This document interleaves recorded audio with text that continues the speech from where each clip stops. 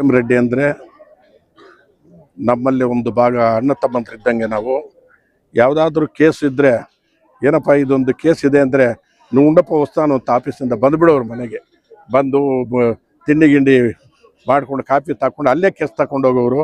ಒಳ್ಳೆ ವ್ಯಕ್ತಿತ್ವ ಉಳ್ಳವರು, ಒಳ್ಳೆ ಅವರ ಒಂದು LLB ಓದಿದ್ದಕ್ಕೆ ಅವರೊಂದು ಉದ್ಯೋಗಕ್ಕೂ ಅವರು ಲಾಯಕ್ಕಿದ್ದವರು. ಈ ಭಾಗದ ಜನಕ್ಕೆ ಇವತ್ತು ತುಂಬ ದೊಡ್ಡ ಅನಾಹುತ ಆದಂಗೆ ಆಗಿತ್ತು ನನಗೆ ಭಾವಿಸ್ತಾ ಇದ್ದೀನಿ.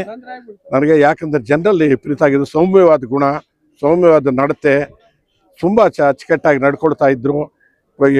ಗಲಾಟೆ ಮನುಷ್ಯ ಅಲ್ಲ, ಶಾಂತವಾದ ರೀತಿಯಂಥ ಮನುಷ್ಯ.